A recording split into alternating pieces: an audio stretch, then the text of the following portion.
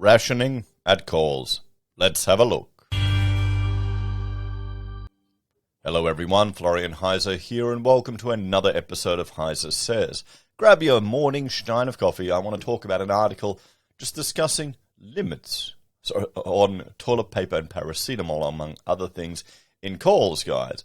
Because, well, it reminds me of, you know, that show, Dad's Army, where you had the young guy who did the black market to deal with all the rationing. That's what it feels like.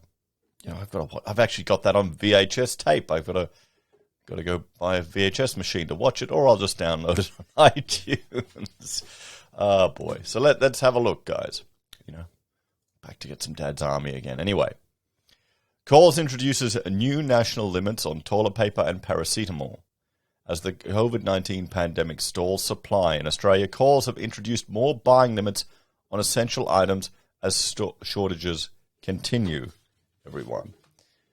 There you go. And there's actually, I'm going to just, bear with me, I'm going to find a tweet I shared that I think everyone has to have a look at. And you can see here, see this here, these orange boxes?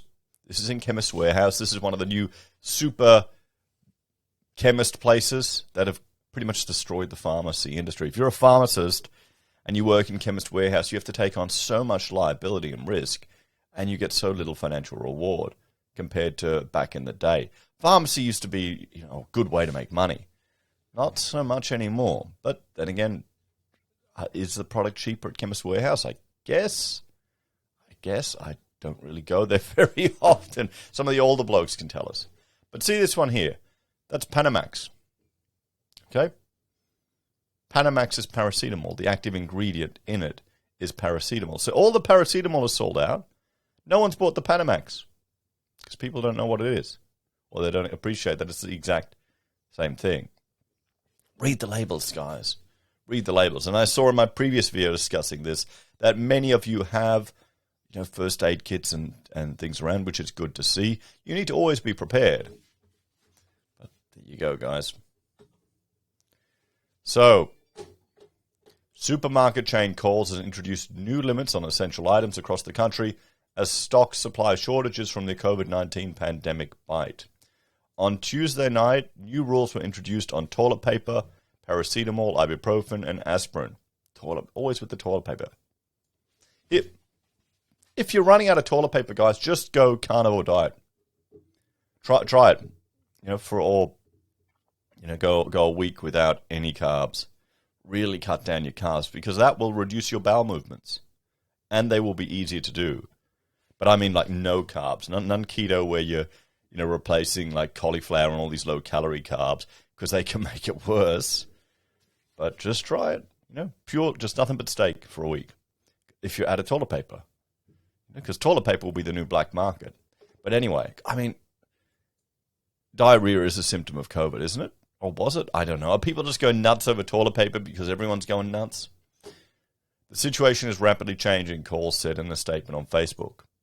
Product availability in our stores has been impacted due to the pandemic-related supply chain disruptions. Shoppers will now only be able to buy 2 packs of painkillers and 1 pack of toilet paper per purchase. Hours earlier, painkillers such as Panadol and Nurofen had disappeared from shelves as panic buying reached new heights. Yeah, and we're seeing that here in Australia more and more, just all this panic buying. And this is kind of what was it? We're meant to be in a mass psychosis. Here's an example of it right here, where people are panic buying stuff, and often they don't need it. Remember all the people that built those bunkers for the year 2000? Maybe some of you are too young to remember, but there were all these preppers that built these bunkers, stocked them out, had so much stuff because of the Y2K was going to destroy the world. Doesn't feel destroyed. Coles told customers there's no need to panic buy and to please purchase only what you need. Our team are working hard during this trying time. Please remember to show them kindness and respect they very much deserve. I think one thing to learn from this is to be prepared, to always have a stockpile of just a few essentials at home, just in case. It can't hurt. It comes just 2 days after the Deputy Chief Medical Officer Michael Kidd urged Aussies to buy paracetamol and ibuprofen, as many to test positive for COVID in coming days.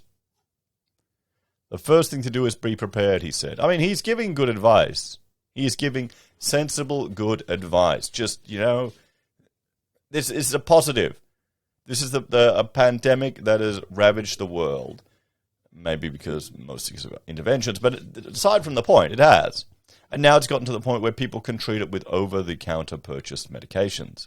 That's generally what you want. There are still some people that have it much worse than others. So he's given good advice here, and then all of us Aussies are going, oh shit, mate, got to get me my 15 packs of ibuprofen. My advice is that you make sure you have some paracetamol or ibuprofen at home in case you're diagnosed with COVID-19. Paracetamol or ibuprofen can be used to manage fever and aches and pains. It's important to be prepared because you won't be able to go to the supermarket or pharmacy if you are diagnosed with COVID-19. Now, I went and topped up on our kid Panadol. That's with all the little kids teething, it's a godsend when they can't sleep. However, a spokesperson for GSK Consumer Healthcare, the community responsible for the production of Panadol, the company, why am I thinking community, told News why people should not hoard the medicine. They said there was currently limited supplies in some stores and pharmacies. We urge Australians to responsibly purchase for their immediate needs to ensure that there is supply for everyone, the spokesperson said.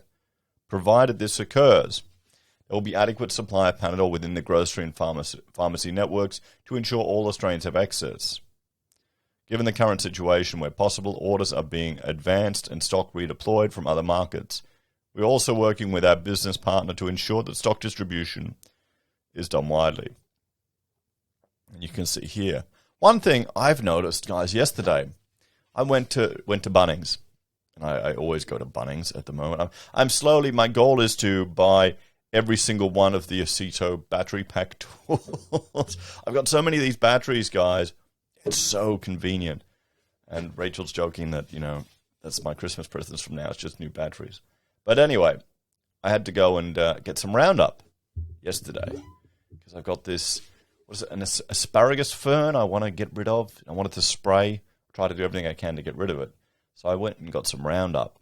And the shelves were empty at the Bunnings. I managed to get one concentrated, big container, $100 worth, but everything else is either, a little spray bottle that will do nothing or nothing.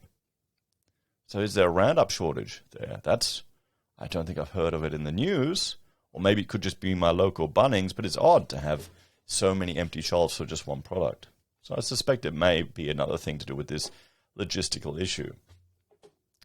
Last week, the chain introduced its first limits of the year across the country, except WA, on some meat purchases as well as rat tests, as the COVID-19 supply was bit. Due to high demand, we've introduced temporary pack limits per transaction per customers on a range of products in store and online. Those are limited to COVID tests, chicken breast, only 2 packs, chicken thighs, mince, and sausages. This is all the food production, the real food production. Notice how whenever you see photographs of people hoard buying food, there's always a whole lot of all the veggie Beyond Meat stuff is still there. Yeah, there we go. So let's have a talk about this one, guys. So once again, this ties into the previous video about workers exempt from isolation, particularly in certain industries. Now, this is just going to be part of the move towards realizing how important certain parts of our economy is. How important these roles are, how important these people are. And, well, the more of those sectors that get exemptions, or the more these isolation and requirements start to slowly get chipped away, the more we will return to normal. So again, this is, in a way, a frustrating lesson for our fantastic bureaucrats and politicians to learn, but it's necessary. And with the panic buying, guys, learn to be stocked up and be prepared. Do we still have the scouts? Is that still allowed? Is that still a thing, or is it too politically correct? They probably ruined it. Probably went all woke, didn't it? That'd make it shit. But anyway, be prepared. Dib, dib, dib, dob, dob, dob. You know that stuff. Showing my age. Anyway, guys, thanks for watching. I wanted to check out, well, the last video I did on Australian food shortages. This is turning into a little series. I should probably create a playlist. Take care, guys. Have a great day. And once again, I'll see you in the next video. Bye for now. At least I still have my coffee. Buy that in bulk.